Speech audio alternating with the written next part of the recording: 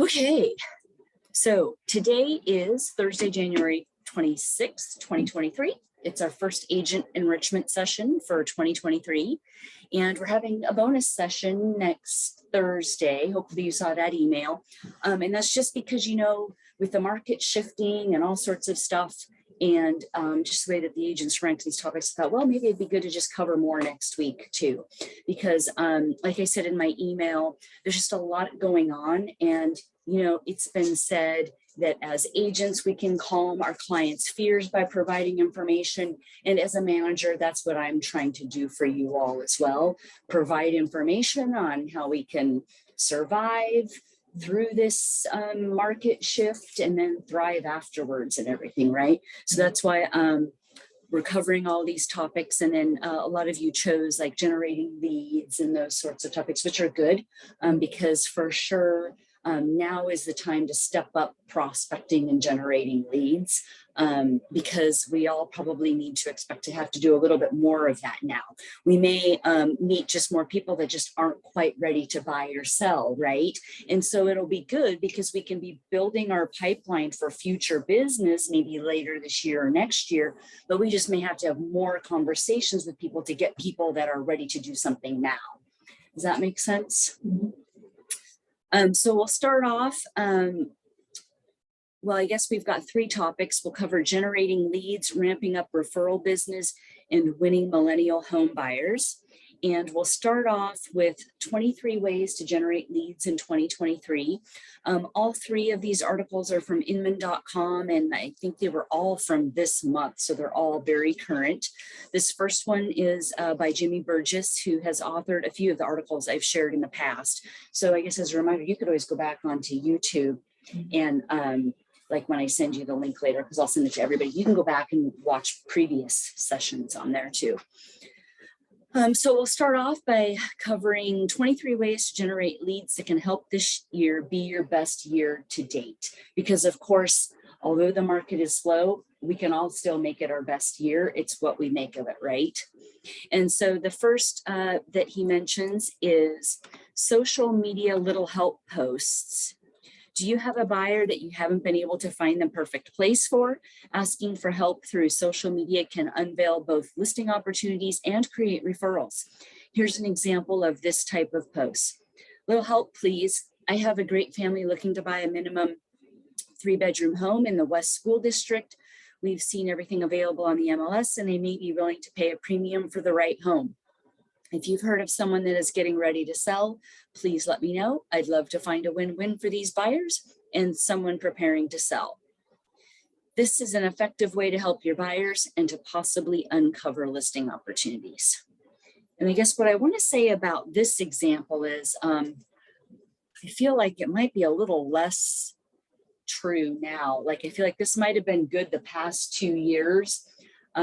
So I don't necessarily have an example of now, but you could probably at least use this as a way to figure out something that does work for you, or just think of what you do need, buyers, sellers, or whatever. Gotcha. But it's been said, like Jared James, some of the other top coaches, they've talked about this as well. So I'm sure that's where he's pulled this from. The second way to generate leads is open houses. And I guess one thing I'll mention too is I do agree with his order of things for the most part, too, because as you'll see, as we move closer down to the end of the list near 23, he starts moving into buying leads and stuff. But I like how he prioritizes them more on their cost, and also I feel like effectiveness, because really the best ways to prospect are to get out in front of people and be meeting people, right? Mm-hmm. And so I mentioned that because number 2 is open houses, and I think that that is one of the very top ways. Mm-hmm. He says it's a great way to position yourself to meet several potential buyers along with neighbors that may be considering selling soon, which I know you and I've talked about recently. If you don't have listings, find listing agents in your office or other RE/MAX offices like we've talked about, and offer to host open houses for their listings. And I know you've been doing that. In fact, I realized you might have held one this last weekend that I didn't necessarily know about, so I didn't share it. Well, it's the same property. It's Heather Van Dyken's, the one at the Salt. Oh, okay. And so I'm also doing it again this week. Only because she's been getting a lot more traction because she dropped the price quite a bit. Oh, okay. And so, and I don't mind if this is out on the public, Oh, sorry. is that, no, this is all good. But I think you'll understand why I say that. In that, I, as a manager, openly tell all of my agents that please don't feel pressure from other agents in my office or other agents, and even the Puyallup office that I know too, because Heather might have even mentioned her, I've known her for years. You will, once you start holding open houses for agents, then you are likely to start getting phone calls and texts to hold more, right? But don't feel pressure to necessarily continue to hold their houses open unless it's really in your best interest. Like, you need to do what's best for your business. And if that means that, oh, well, there's another listing that's brand new on the market that needs to be held open that you think you're going to get more traffic at, then please do that. Okay. You know, you need to do what's best for your business and not necessarily be considering what other agents need. Okay. Does that make sense? Yeah. And so if there's a price reduction, well, then that makes sense. But and again, I'm just saying this so you know where I stand on this. It's always your decision what you hold open. But like me personally, it would take something probably extremely major for me to hold one house open either 2 days in a row or 2 weekends in a row, because I myself, if I were out doing open houses to get business, then I'm going to try to spread myself out and hold different houses open. Does that make sense? That makes sense. And so the reason I say is because there could be extenuating circumstances, like maybe the seller is just really into open houses, and so I agreed to do them or whatever, right? Like sometimes there's that sort of stuff. But if you're just holding open houses to generate business, like we're talking about here, then it's probably better to be holding a variety or just different houses open. New listings, right? Listings that are priced right, that are easy to sign, close to main roads, or that recently had a significant price drop, that sort of stuff. And we covered that in the chapter a bit too. Yeah. Yeah. I just kind of felt bad. I don't want to say that, but. And that's why I bring this up, because I do hear this. And so that's why I'm saying, you know, don't worry about it. Do whatever is best for you. And if there's ever any negativity or complaints, you can say, feel free to call Jennifer, or you can contact me and say, hey, would you please call Heather? Because she's given me a hard time. And then I will. You know what I mean? She's never given me that. Yeah, and I'm not saying she has this, but I'm just saying, shoot, I shouldn't have mentioned a name. But anybody, you know what I mean? Like, don't worry about feeling obligated or bad or anything like that. Yeah. And I understand too, it can be easy because once you start communicating with agents, it's a little easier. But and sometimes maybe it is a great listing or whatever, and it's appropriate to hold it 2 weekends in a row, but most likely not. I would at least do all your research, check all the other options first. And then if you're like, no, I really just, maybe you like that house, maybe it smells good or whatever, you know, okay, then maybe do it again. But I would just at least research all your options. Gotcha. Because the open houses that you're holding are a key to your success too. And again, you know, I know because I've sat a lot, you're committing your time to that rather than your other clients or your family. And then there's also just all the prep time too, right? The getting there, setting up the signs and cleaning up. It's a big time commitment. So you want to make it most effective and try to pick up as many leads as possible. Gotcha. Okay, I feel like I spent a lot of time on that, but I know you do open houses, so I kind of want to address that. Do you have any other questions while we're on the topic? Okay. Next is a good one I'm a big fan of. Buy lunch, not leads. Or, you know, instead of lunch, It could be, I don't know, breakfast, coffee, wine, whatever. There is no better source for leads than your past clients and your sphere of influence. Instead of investing in buying leads, why not invest in lunch or coffee meetings with the people that already know, like, and trust you? Focusing attention on deepening your existing relationships is a fruitful way to generate leads in the coming year. And I think as long as you have it in the back of your mind that, okay, you may not get a name that very day, right? Or business that very day. It is about building relationships, and the fact that you spent that time with the person will likely lead to referrals in the future. Yep, exactly. Number 4, hosting a first-time homebuyer seminar. Okay, with the Washington State Housing Finance Commission. But it's not until be able to do it until March. Oh, because you got to take the instructor class, right? Yeah. Yeah, but still, though, I mean, you're doing what you can to get rolling on it, so that's good. Do I have to send that to you? Okay. No, they handle everything. Okay. But thanks for asking. Because yeah, you're right. I do usually need copies of stuff, but I don't need that because they handle all that stuff. So according to Zillow's 2022 Consumer Housing Report, first-time homebuyers represent 45% of all homes bought in 2022, up from 37% during the previous year. First-time homebuyer seminars are a great way to provide value to a targeted group of potential buyers that represent nearly half of all the buyers this past year. The cost can be shared or completely covered by including a mortgage broker, credit repair company, like I think you were talking about once too, insurance provider, and or a home inspector in the seminar.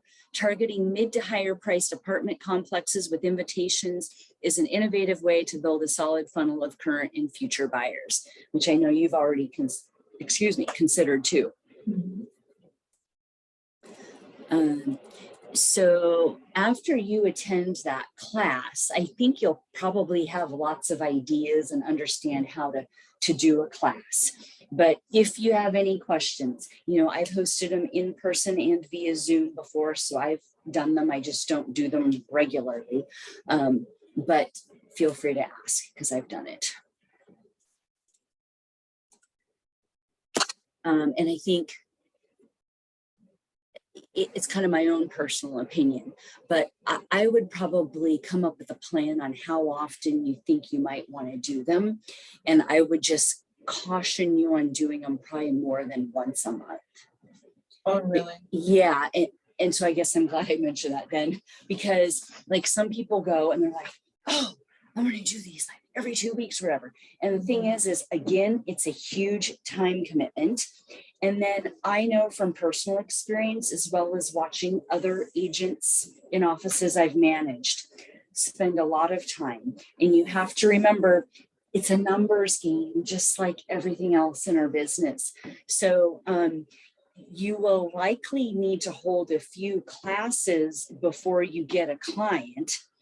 But just remember too, there's lots of other classes being offered. So that's why I think to avoid burnout, it can be better to maybe just do like once a month or something like that. Because I've just seen if you start to do them more frequently, that you kind of get burnt out. Yeah. So again, it's always your decision, but that's just kind of my opinion to try to help you avoid burnout, but also be successful and kind of have the right mindset, because I know that they mean well when you attend the class and all, but the reality of the situation is that many of the people that attend classes already are hooked up with realtors and or a mortgage person. And then the other thing is you'll begin to see that it's easier for the mortgage person to pick up clients and harder for the realtor because we're a little bit more area based and stuff. So like as an example, I did a Zoom class, I think it was last February, and there were 8 or so people in the class. There were only a few possible prospects, and one of them was looking up in the Mount Vernon area or whatever. And I was like, no, I don't have time to do that. So I didn't end up getting it. You know what I mean? So I ended up like teaching that whole class. I didn't end up with a single prospect. And so I just use that as kind of an example of you may need to teach a few classes before you get anyone. So it's a time and numbers thing. But it's a good way to pick up people too, because not everyone has a realtor yet. Yeah. I think a big key too, and they'll probably talk about this in the classes, if you're, they just opened up and started doing in person, like I think just a couple months ago, if not just December. And so I think they're still allowing Zoom. I think Zoom can be good, but when you do Zoom, then you get people from further out, and that's not quite so good. Or the other thing is, on Zoom, it can be harder to try to connect with people.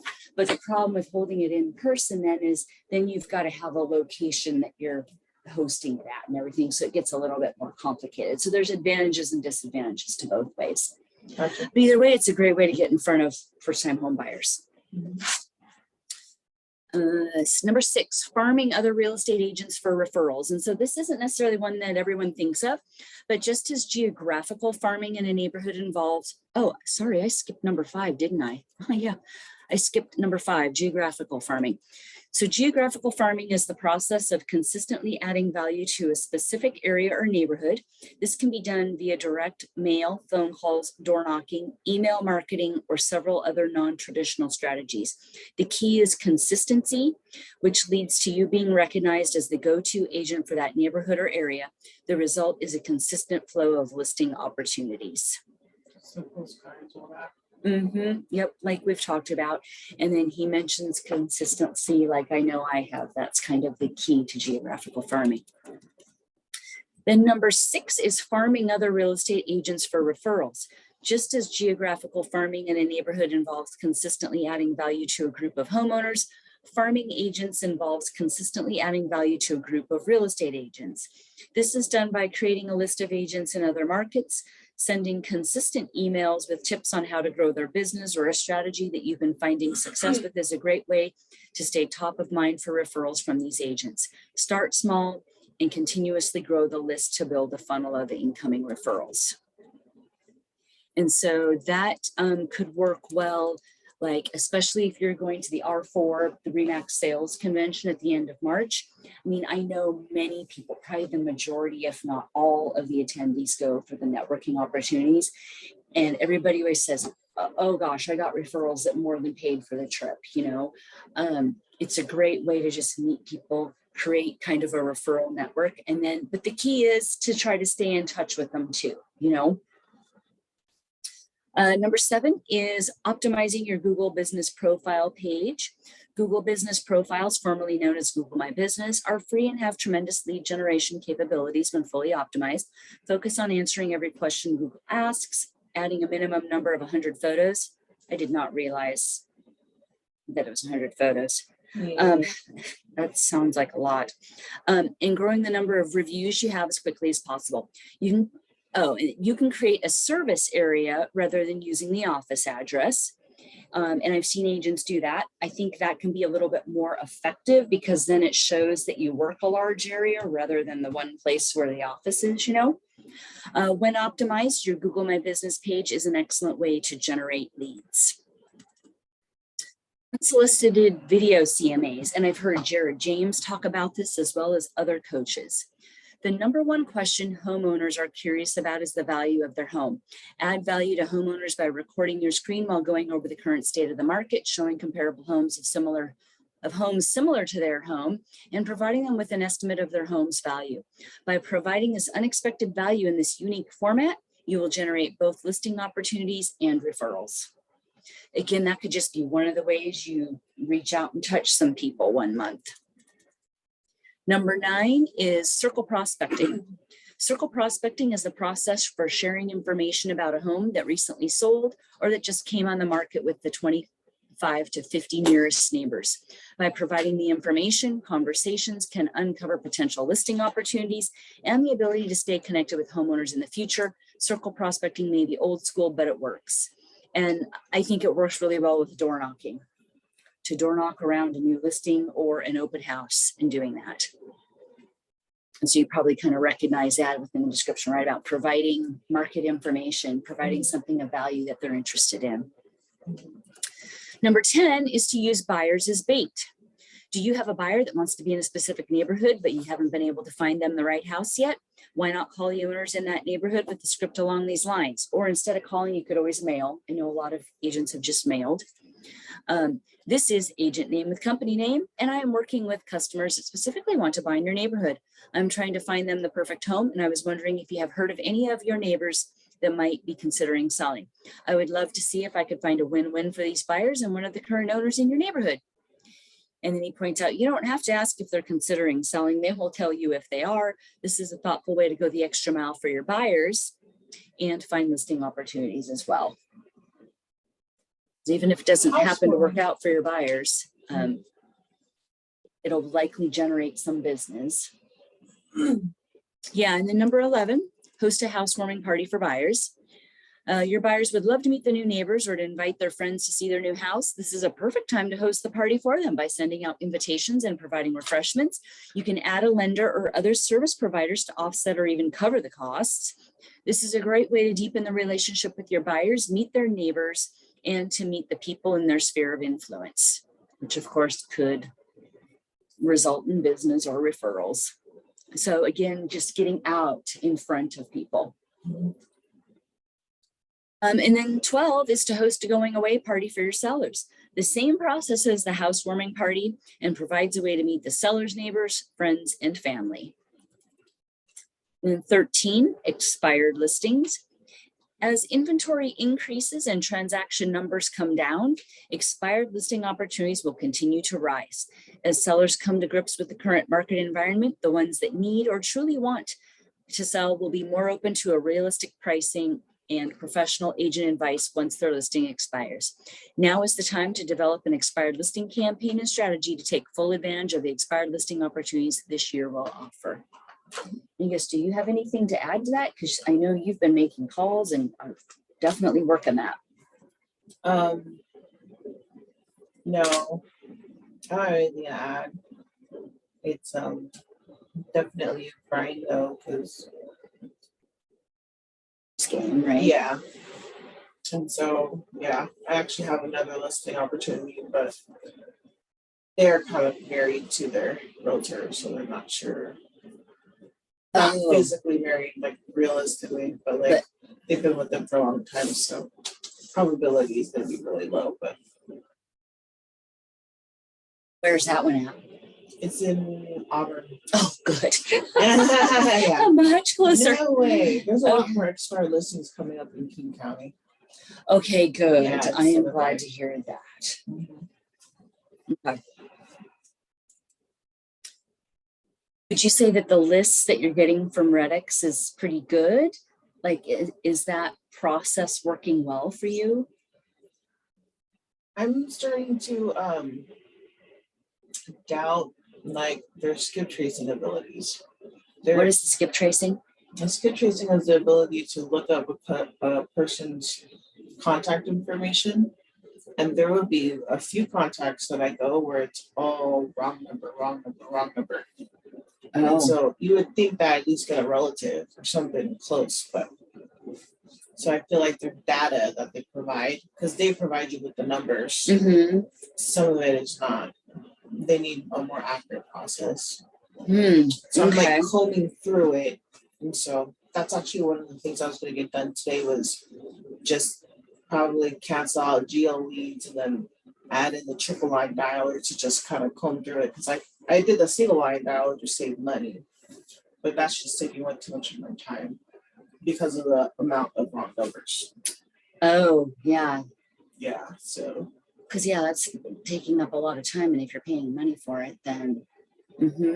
Yeah, but I do see the potential of that, but it would only make sense if I got the triple line. So when I get home, I'm going to do that. Okay. Yeah, I would have written up before I forget. I do that a lot. Well, I'm glad you're trying that. Yeah. Okay. Okay. Yeah, that's good to hear. And I think good for others to hear too. Because I think, well, I know people have considered it and then not actually done it. So that's why I'm glad you're doing it. Okay, number 14, post listings on Facebook local buy, sell, or trade groups. Local Facebook buy, sell, or trade groups often have tens of thousands of members. These groups are places where locals share items they wish to sell or that they are looking to buy. Check the rules of the groups, but most groups allow agents to post information about their listings. When you post the information, watch for other members to tag their friends in the comments. This is a sign that the person tagged is in the market to buy a home. You will also have people that will ask questions, which is another sign they are potential buyer clients.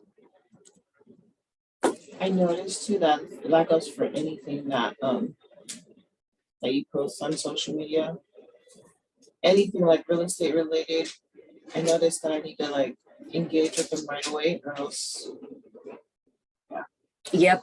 Yeah. I mean, that's the thing about social media is it isn't really just about posting. It's about trying to engage with people, and time is important. Yep.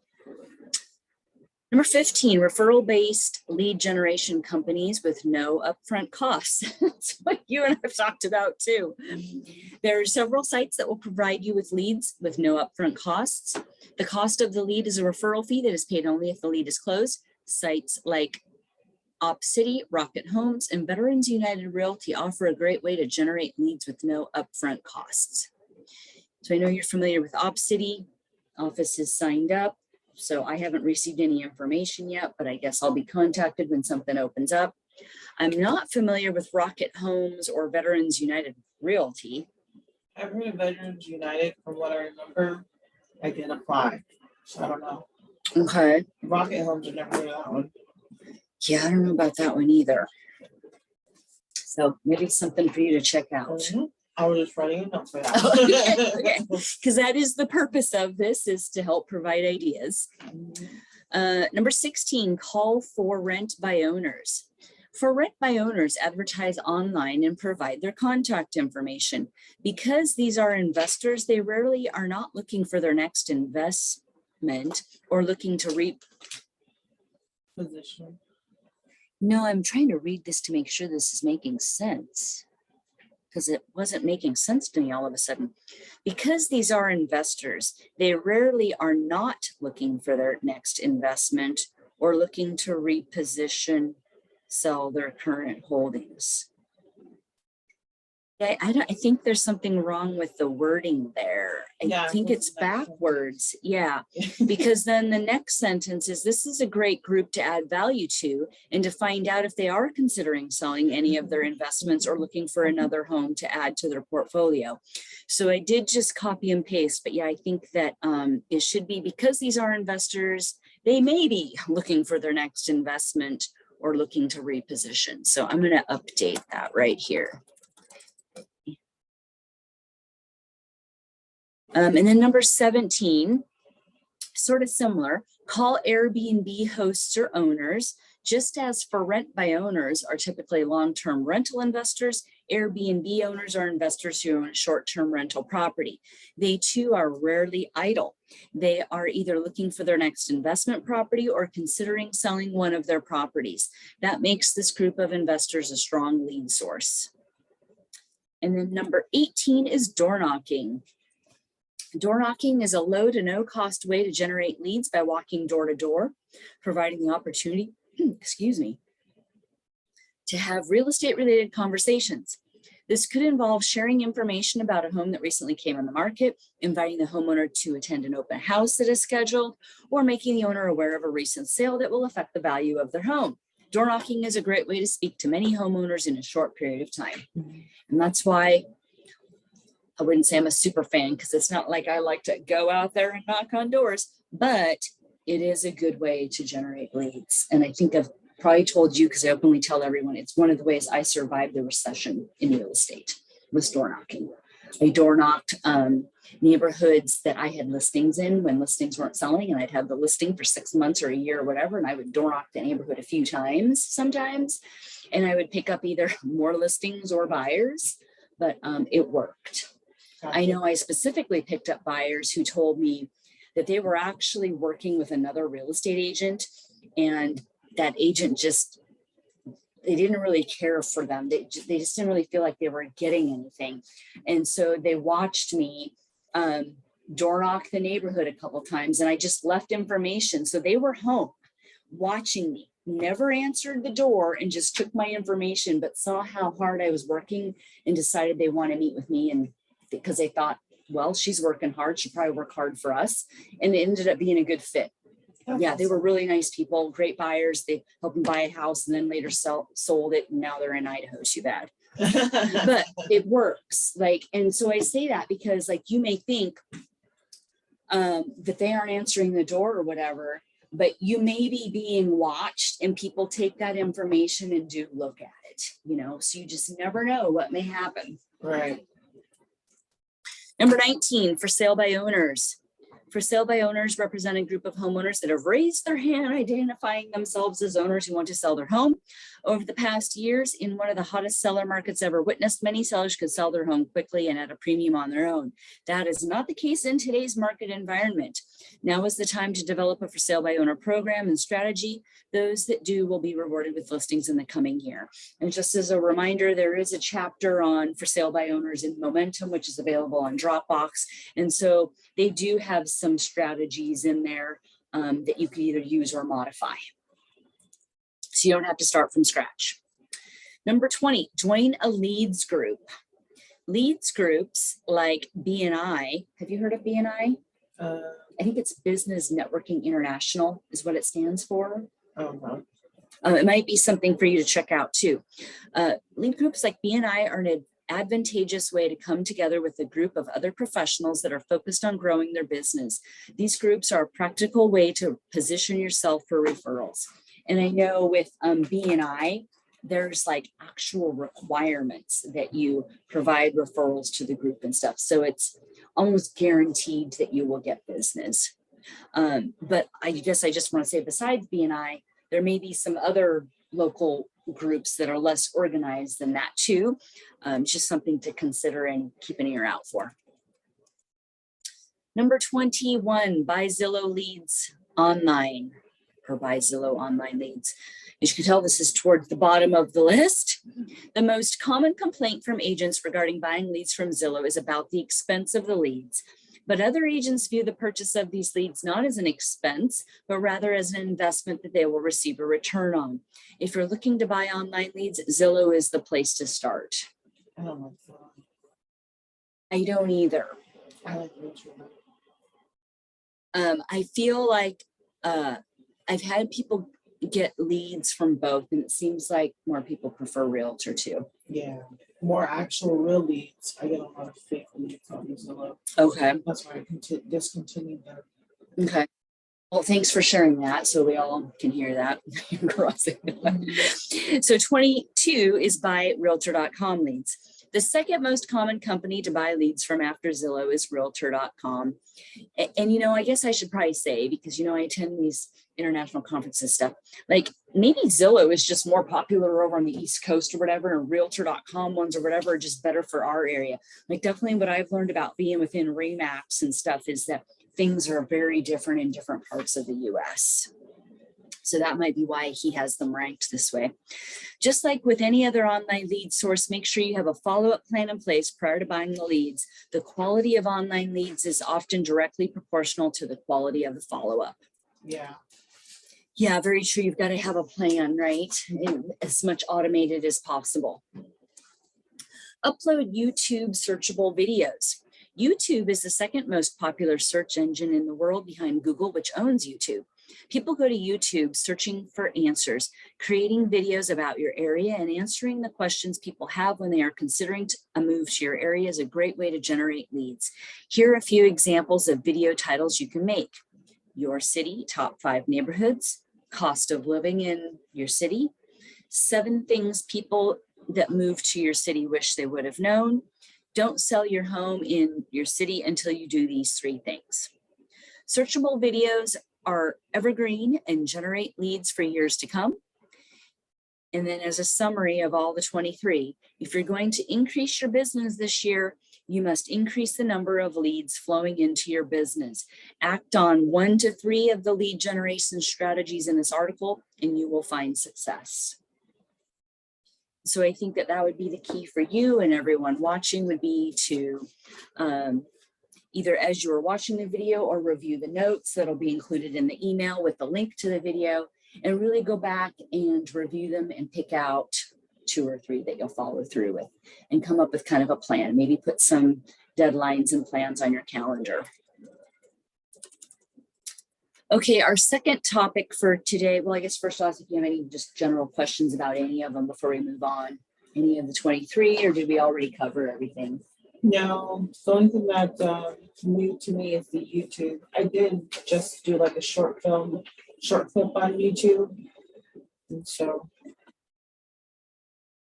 probably my next focus is going to be my YouTube and TikTok. I hate TikTok. But Yeah, TikTok is the one I am out on. I don't like it. It's toxic. That's what I hear too. So, and I will say, you know, I have a RE/MAX franchise development coordinator, and they recommend that we are everywhere, but TikTok is not necessarily required. Thank God. Oh, really? Yeah.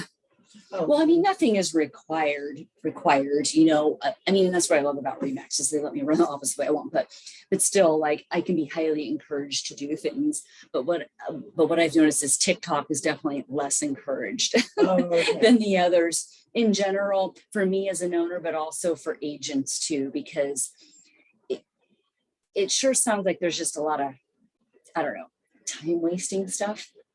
Yeah, for sure. Yeah. And it's hard because, like, when we're on social media like Facebook and Instagram, I mean, like, I've admitted you, okay, I'm not really on them that much, but when we're posting and sharing stuff, we are supposed to be going back and reading our news feed and liking and you know what I mean? So it's like every site that you're on and you're posting stuff on, you should be going back and commenting and liking other stuff. Yeah. Yes, and engaging. So that's why, and I mentioned that about RE/MAX stuff because they've said, and I think it's true, you don't necessarily need to be out everywhere. It'd be better to, if you have to, cut 1 or 2 out and then create higher quality content and be more engaging on 2 or 3 rather than spreading yourself too thin on all of them, right? Right. Yeah, so that's why I'm not on TikTok. Okay, so the second topic we'll cover is ramping up referral business. Because it's more important than ever in 2023, which was kind of talked about before too, right? We talked about referrals. So to say that the COVID-19 pandemic created a turbulent real estate market would be an understatement. Agents across the country went from the fear of a sudden halt, remote showings and drive-through closings to standing room only open houses, cross-country relocations, and sight unseen offers. It was wild. The current slowdown, while not ideal, was needed. Buyers have relaxed a little and sellers seem to be finally reading the room. Obviously, the Fed is on the interest rate throttle, watching us all closely. And we've been seeing that lately because rates have come down a bit from 7, right? Mm-hmm. This is the uncertainty that tries agents' databases. Those hot leads that have simmered, and suddenly business is harder to come by, and referrals are more valuable than ever. Understandably, agents are on edge as 2023 takes hold without a definitive forecast. Its meteorological equivalent would be unsettled weather. It could rain or hail. Maybe it's only overcast. Thus, without knowing what the day will bring, leaning on referrals is what will get you through it. And so the first tip is to, number 1, do good business. Referrals have to be earned. While true of any business, real estate is unique in this respect because of the scarcity of deals. You interact with clients every few years, or maybe even further apart than that. You know, I know in my database, some people have been in their homes like 20 years, 10 years. So sometimes we're working with them even less than that. And their ability to remember how good a job you did fades a little every day, or definitely every year, you know.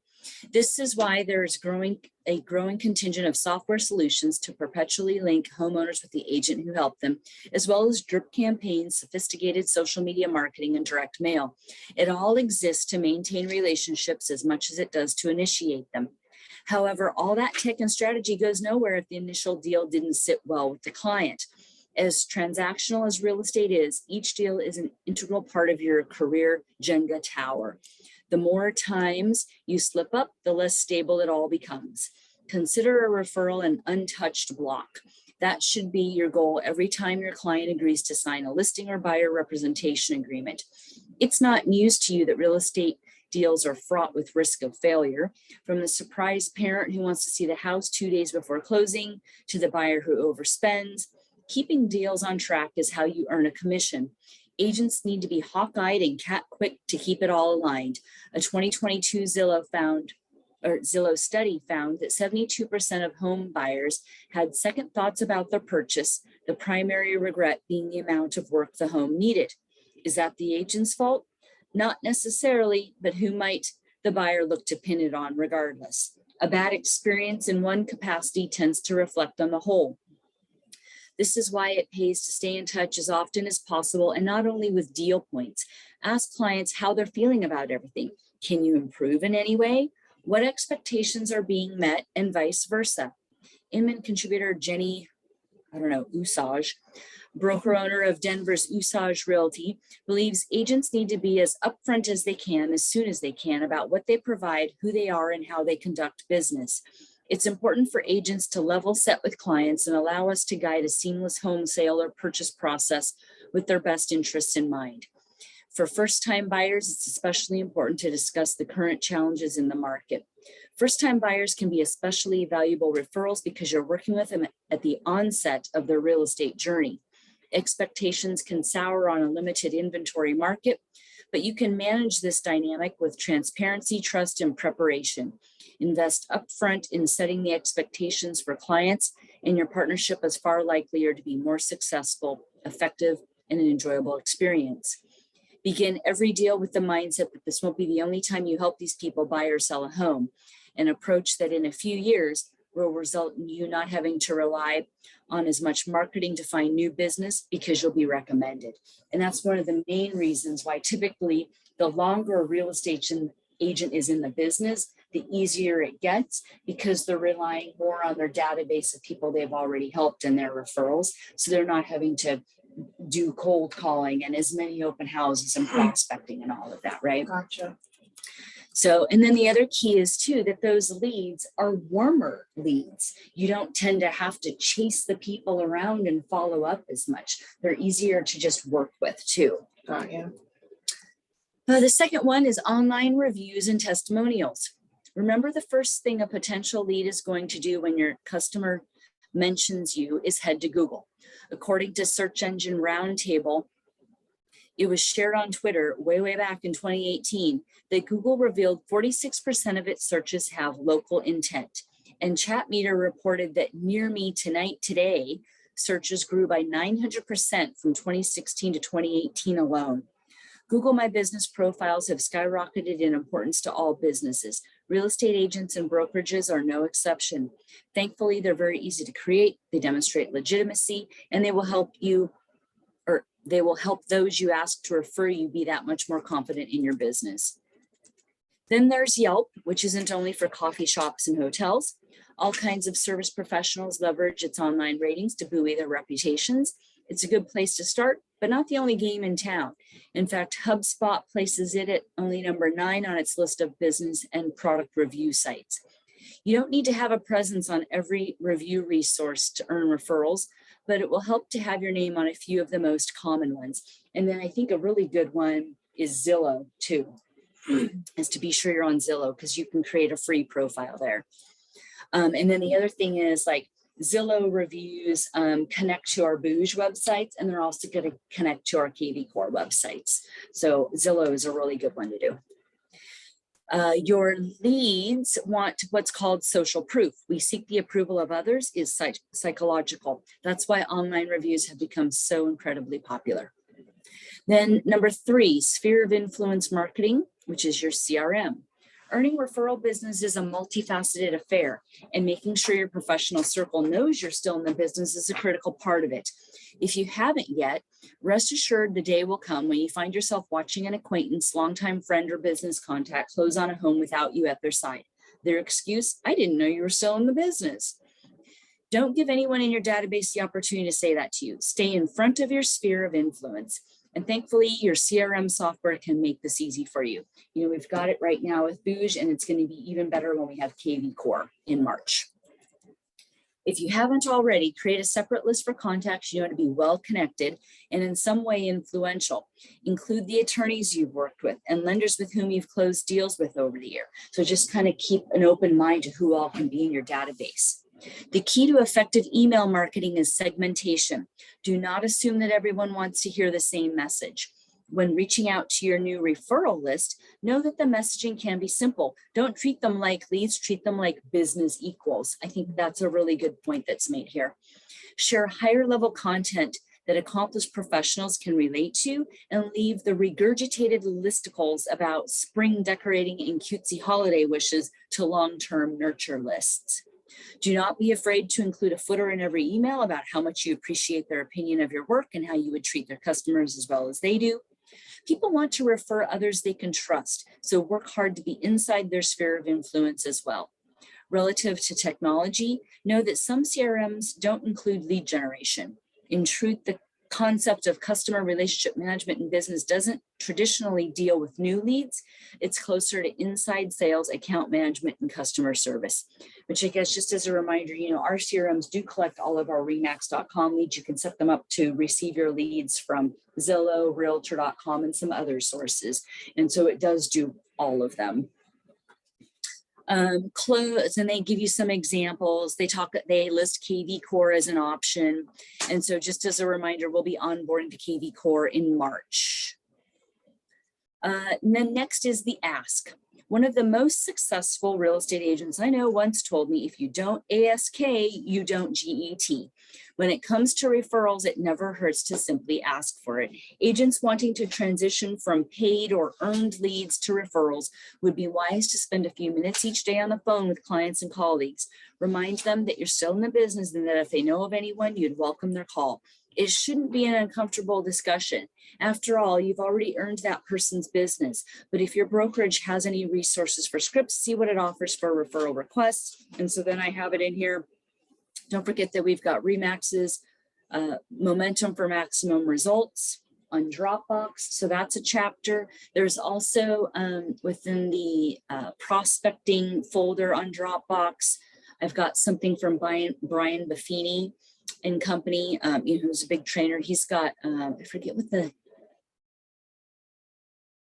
it's based on the name of the campaign, but it's basically how to ask everyone you know, if they were to have a real estate need, would they use you or not?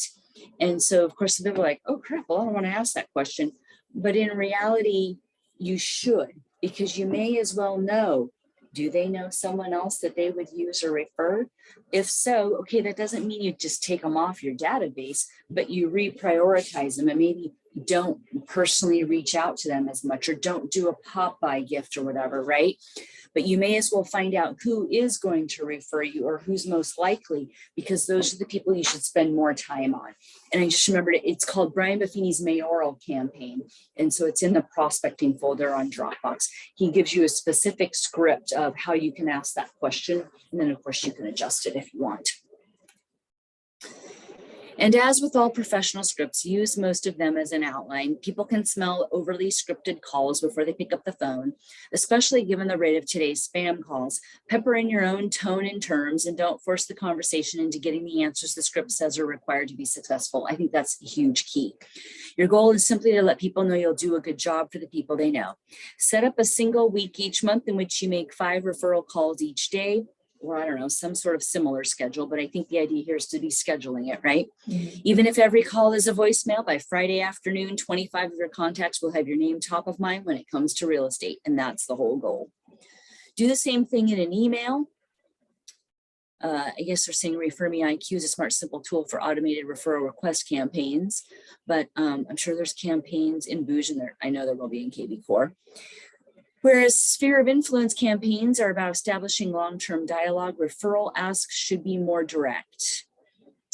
A previous agent, now in a podcast host and consultant, wrote in 2019 about referrals in his Inman column.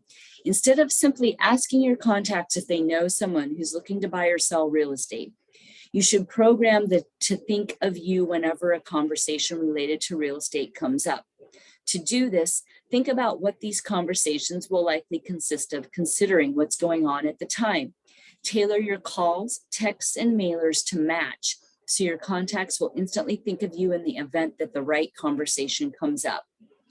According to the National Association of Realtors 2022 Profile of Home Buyers and Sellers, 38% of buyers used an agent that was referred to them by a friend, neighbor, or relative. 12% used an agent that they had worked with in the past to buy or sell a home, and 10% found their agent when inquiring about a specific property online. And so I think those are some helpful stats.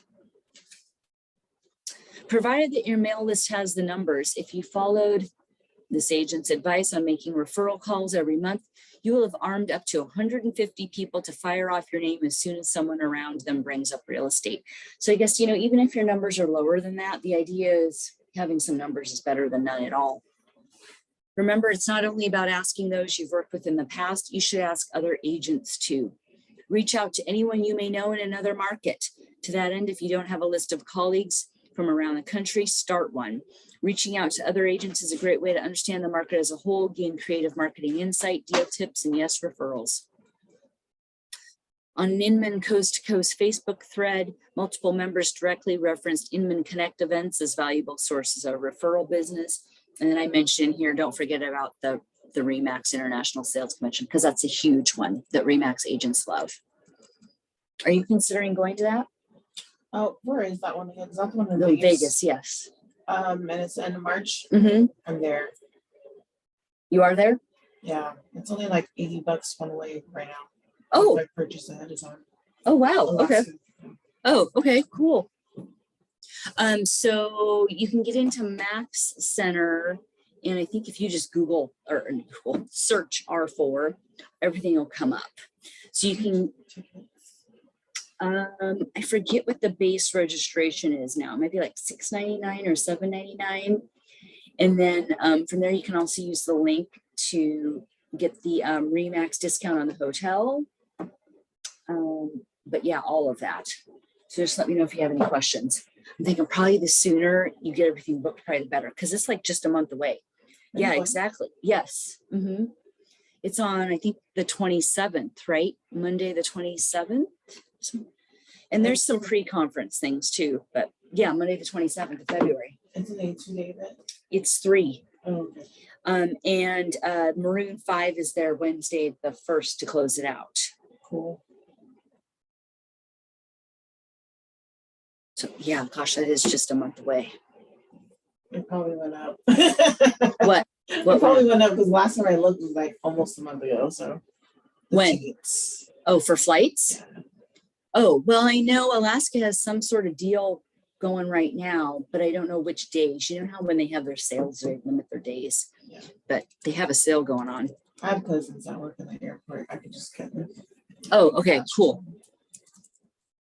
So yeah, let me know when you've got it all booked or if you have any questions doing it. But yeah, I will be there. Okay, so well, it's just more about that. Let's move on to, they talk about brokerage networks. Since we're kind of running long here, yeah, I thought we might run long. This was a lot of material. They talk about brokerage networks. So I guess just as a reminder, if you ever have someone buying or selling out of our area, we've got our RE/MAX referral network, and there's a tile right in Max Center. So you can search by city and all that sort of stuff. And so like usually what I'll do, because I've placed referrals over the years, I'll search for an office in that city, and then I'll pull up that office roster and I'll start kind of going through the agents and checking to see, okay, do they service that area too? But usually I kind of pick out 3 to 5, and then I call and talk to them. Basically interview. Yeah, like a mini interview, and just try to make sure I think it's going to be a good fit. Gotcha. Like, is their availability going to match whatever you do know about your clients? Gotcha. And then either you can use the Max Center referral form, or the MLS has a referral form. To be honest, either one is fine, but actually the MLS referral form has more information. And then if you use that one, you'll be able to send me a copy, so then I'll have a copy. Cool. Because as a reminder, anything you do in Max Center or anything in your CRM number, I have no access to anything. But when it's a referral that you've placed, it's better if I'm in the loop because then I'm expecting the money. Right. Keep an eye out for it. Gotcha. So I think we'll skip the rest of that. There's lots of details there, but we've got our Remax referral network. So let's move on to the third and final topic. It's time to take millennial home buyers seriously. So here's how to win them over. Millennials are the largest segment of home buyers, making up 43% of buyers in the market, according to the National Association of Realtors. Millennials are a powerful force in the real estate industry, but they're not your grandparents' generation. They won't be swayed by the same types of sales tactics. Millennial homebuyers are looking to you for guidance, information, and respect as they navigate the choppy waters of homeownership. It's up to you to create the safe space they need to make this important life change. So, millennial homebuyers are not shying away from higher prices and rising interest rates. In fact, they now make up a greater portion of the homebuyer market segment than any other generation. Millennials tend to make significant life changes, such as getting married and having kids at a later age, so their potential impact on the real estate market will only expand as they get older. A majority of millennial homebuyers are willing to take more risks to get the home they want. Approximately 90% would buy a house sight unseen, and 80%, yeah, I was surprised by that too, but I know I'm kind of old. I had to hear it from someone else. But that's not me, but I think sometimes it's almost because I'm a realtor that I almost know almost everything that go wrong. So, sometimes, because I know, and I think I might have told you too, my parents, they're closing on a house down in Redmond, Oregon for my brother tomorrow.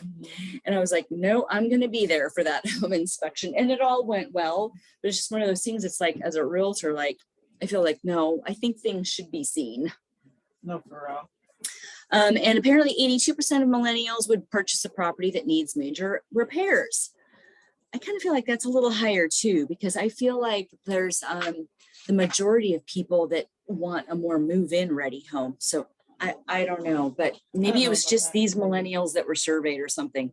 Yeah. It says, in addition, millennials aren't afraid to increase their budgets to buy their dream home, and 80% would offer over asking price. It's safe to say that although rising interest rates may have cooled the market slightly, millennial demand for housing remains strong. Let's hope so, right? The key to capturing this market is knowing how to deliver your message. And so this is where I think it gets good. Marketing to millennials. Gone are the days when a listing on the multiple listing service and a sheaf of comps would attract an interested buyer. I used to do that, I'd bring all these printouts of stuff. Millennials are discerning consumers who have grown up in a digital space, inundated with constant messaging and noise.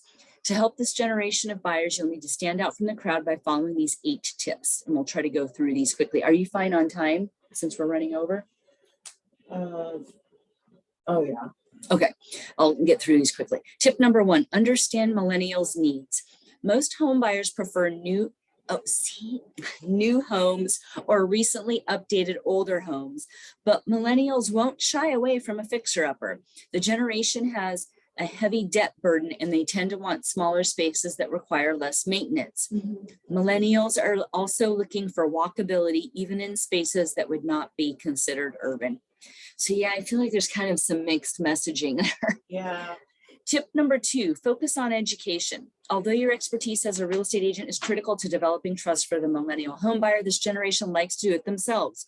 Adding simple how-to articles to your website or social media accounts is free, saves time, and adds value to your services. Consider linking to topics such as how to finance a home, how to apply for a mortgage, how the home buying process works. Tip number 3, social media. Matters for sure. Social media has evolved from a platform to post pictures of vacations and favorite meals. I'm so glad we've moved away from some of that to a place where brands can build relationships with consumers, whether it's on Facebook, TikTok, Twitter, or Pinterest. Social media is invaluable when it comes to marketing to millennials. Millennials are looking for solid representation on social media for both services and inspiration. Post pictures and videos of floor plans on Instagram and YouTube, quick check-ins on TikTok, and links to informational articles about the home buying process on Facebook. The goal is not to overwhelm consumers with ads and self-promotion. Social media for millennials is all about building trust and one-on-one relationships with a company or person who is reliable, real, and relatable. This takes more time to do, but the effects last longer. So as a reminder, Remax is on all of the social media. Our office is on all of the social media except for TikTok. And so you can feel free to copy, paste, share, do whatever you want with all that material. It's created there for you too. Tip number 4, don't neglect visuals. A few blurry photographs or a hasty floor plan scan isn't going to cut it. The COVID-19 pandemic opened the possibility of virtual video tours and self-guided walkthroughs. At the very least, your listing should have professional photography that highlights a perfectly staged property. Remember, millennial buyers aren't scared to purchase a property sight unseen, so give them the tools they need to make that decision. Tip number 5, which is very true, don't call, text. Millennials are the texting generation. This is their preferred method of communication. Use a real estate texting application to easily send photos and listing information. So remember, you can do that from your app, your Remax app. If you can't find an app that suits your needs, build one. These apps can also make it easy to search available homes, set filters for price, neighborhood, and features. Ours also, you can search for open houses. Tip number 6, make your emails matter. Millennials have not abandoned email entirely, but they have little patience for unengaging content jamming their inbox. Take time to carefully craft subject lines that stand out from other marketing materials they receive. Make sure you, number 1, utilize visuals such as emojis, even in the subject line. 2, keep the email brief and to the point. And 3, include a call to action at the end. Tip number 7, watch your tone. I thought this was a good one. Millennials want an authoritative realtor who knows what they're talking about and can advocate for them at the negotiating table. However, they aren't interested in stuffy, condescending voices. Keep the tone of your communication and marketing materials light without being overly casual. And tip number 8, solicit and respond to online reviews. A Bright local survey in 2021 found that 93% of millennials rely on reviews to make decisions about large and small purchases. After every sale, request a review. Send a link to your review site or ask them to review you online. Worried about a bad review? This can be challenging, especially if you anticipated a good one. Don't leave a bad review dangling in the wind. Millennials want to see how you handle this type of adversity. Number 1, thank the reviewer. 2, apologize for their bad experience. Encourage them to contact you directly to address their concerns. And 4, don't argue online. I just don't even send them the review. Yep, that would be a way to try to avoid it. So I guess to finish up, the same Bright local survey found that 57% of millennials would not use a business that did not respond to reviews, both positive and negative. So remember, making money as a real estate agent is about building relationships with millennials. Take the time to respond to every review you get. I can keep this, right? Yep. So any questions about any of those? We flew through that last bit. No, I have some research to do, but I don't know.